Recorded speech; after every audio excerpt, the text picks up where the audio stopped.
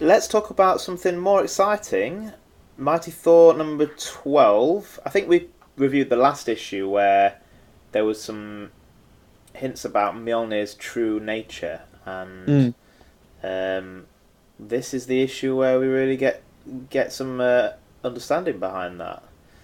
So, and we had a bit of so Jason Aaron and Russell Dauterman as usual, but there was some fill-in art from I think Frazer Irving did the sort of Asgard flashbacks, Mhm.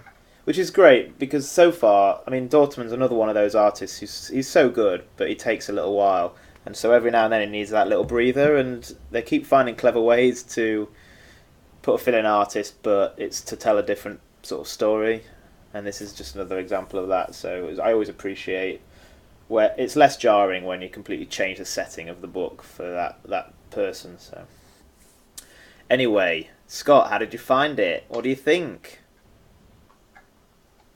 Oh Read yeah, it. you didn't read it. Oh, soz.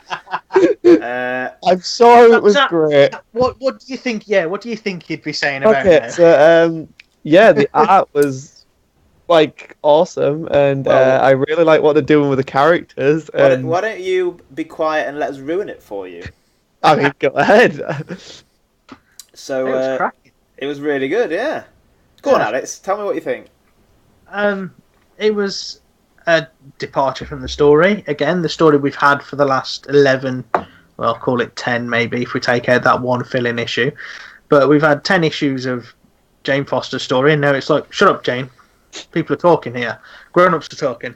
And that's, I mean, proper, really grown-ups as well. This is some, it's quite an interesting storyline to take. You think, you know it's magic, you know Mjolnir's magic, and you know that it's been enchanted by Odin. Yeah. You don't know that Mjolnir sort of like started everything. No, and this Everything. it really it made a lot of sense in the context of what Mjolnir does, the kind of power that it grants. Scott, to ruin it for you, there's basically we go back to when Odin was a little bit younger and Thor's a Gobby. kid basically, and there's some sort of war with the on the dwarf planets being besieged by some nasty elves or some shit. I don't know. Odin It's all saves about the them. trolls. Trolls, yeah. Odin saves them, and the dwarves are so grateful they give him a lump of uru, this mystical Yeah, metal what they from the do in Fear beginnings of the itself, what they made a universe. mess of. He's Awesome. like, "Oh, great, thanks, a rock." Dead grateful. And then Odin ends up getting in a fight with a cosmic storm because he's that kind of Drunk. badass. He's Like drunk and he's storm is shouting in at the moon. storm, It's just or a is in storm. It's like just an inanimate object that swirls around in space. So he ends in a fight with it because it kind of blows out Woke him up. stars and stuff. So Knocked out the sky. if Moved the aerial. Alex, just remind me, did you ever read God of Thunder, the first part of No, no. Aaron's? It's gone on to my unlimited reading list though, amongst many other things at Well, the moment. let me tell you, this felt like God of Thunder more than anything else because that story is really kind of old school Norse badass, Just and kicking off at the sun. this is as close as we've got. In fact, there was that one panel with space sharks in it. They're ripped straight out of God of Thunder. So anyway, he beats up a storm, and the way he beats it in the end is he kind of lamps it with this rock of Uru, and it contains the storm.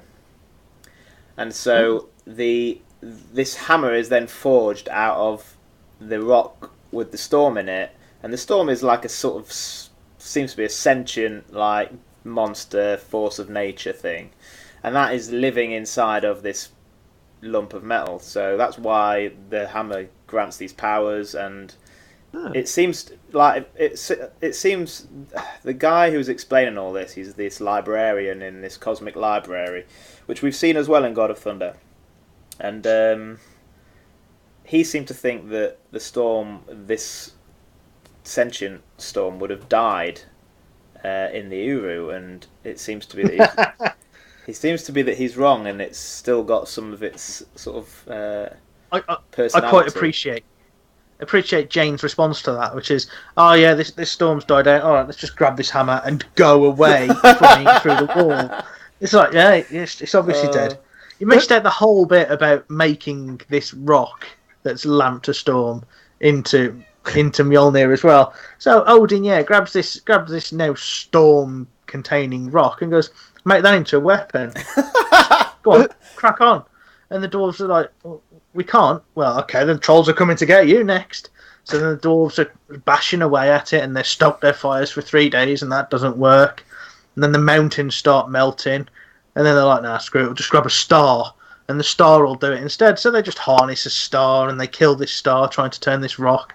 I thought, this is amazing. Well, that's absolute nonsense, but amazing. That stuff, remarkably, is pretty true to Mjolnir's original origin. It's like it was always forged in a star or with a star. It was still completely badass, and these are the kind of moments that actually make you remember that Thor and these other people are gods, and they are capable of deeds beyond what we are or anyone else in the Marvel universe. And Odin fighting a storm is a good reminder of that.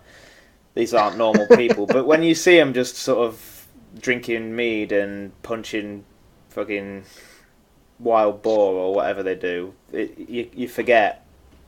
Yeah. But it was proper metal. Love it.